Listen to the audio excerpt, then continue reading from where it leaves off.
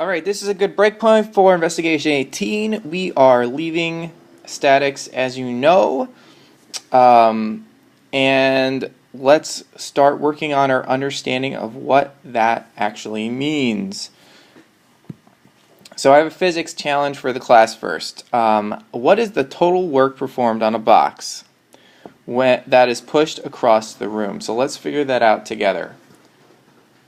So as my expectation of this, we can determine using the spring scale the force needed to move the box, and if we consider the work being constant and not variable as we pull it or push it across the room, we measure that distance. The force times the distance will give us the work. So the first thing we should do is look at writing down the variables. Force equals distance equals. We'll put those numbers in, and then we're going to put down an equation. So we have one for work. It's force times distance. So we're going to put an answer in for that once we get our measurements. And before we actually put anything to our calculator, we're going to estimate first. Then we can put in our final answer. So I wanted to talk to you about another piece of this scenario. So if we measured the amount of time, what could we do with that? And what I mean by time, I mean the amount of time it took us to move the box across the room. Right, we could figure out the rate of the work, or another way to think about that is we could think about the energy transferred per second.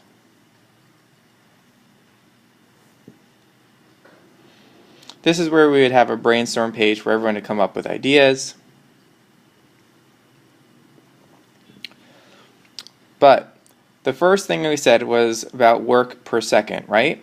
So that would be the next piece. So this fellow pushing this box is work, and we're going to divide that by an interval of time, the time it took this fellow to move the box across the room.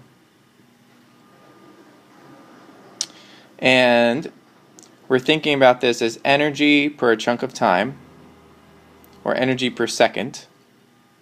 Oops, yes, that's right, I updated that to work per chunk of time,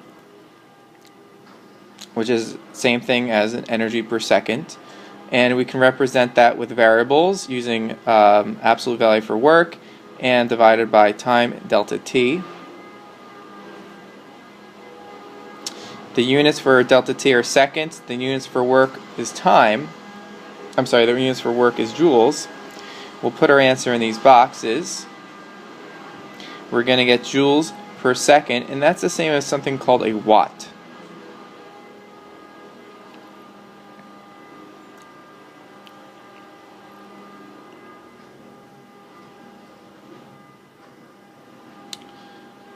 So when we have work divided by change in time, that is equal to power.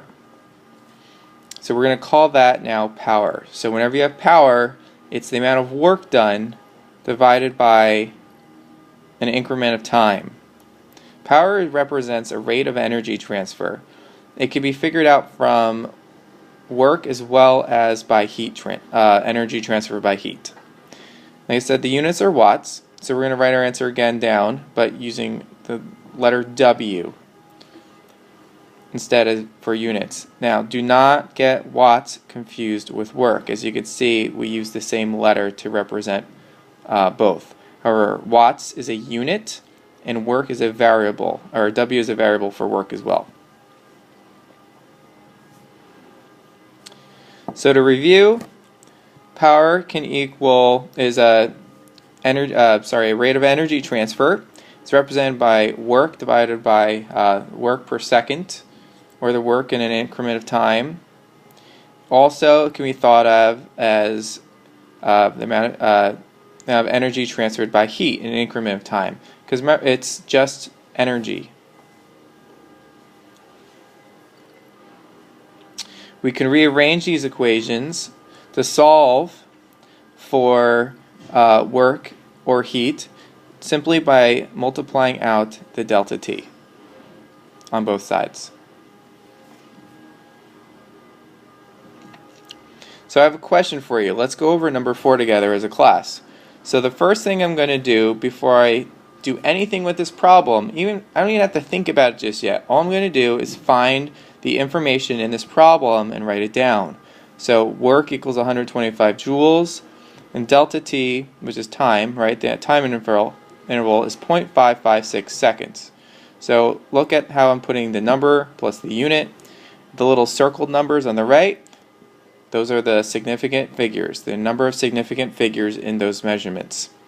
Power, I'm going to write down the equation for that we just learned. And as we know, that is work over time. I can now put in this information from my variable pool. So 125 joules over 0.556. And that is a weird S there, isn't it? But that's for seconds. First thing I'm going to estimate. I'm going to round down 125 to 120, and I'm going to make this a half. Now don't get mixed up by looking at this decimal and thinking you're dividing by 2. You're actually dividing by a half. When you divide by a half, you're actually multiplying by 2. So that's 240. Now, when you do an estimate, you should always be thinking, does my answer make sense? So, does your answer make sense? So think about this. 240 joules per second is what we came up with as an answer in our heads. Now, let's compare it to 125 joules per half a second.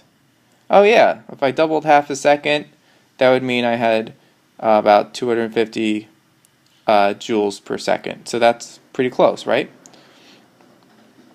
So yes, it makes sense. Now, if we made the mistake of dividing 120 by 2, the answer would not make sense. So after this, yes, we can put into our calculator, we get 225 watts, which is the same as 225 joules per second. So what's our process? Write down the variables, write down the equation, estimate, and then have an answer. And here are some, the purple is examples of what each of these steps might look like. The yellow piece here is that you sometimes need to rearrange the equation first. But please, please, please do not put in numbers before rearranging the equation to solve for whatever variable it is that you're looking for. And always use units.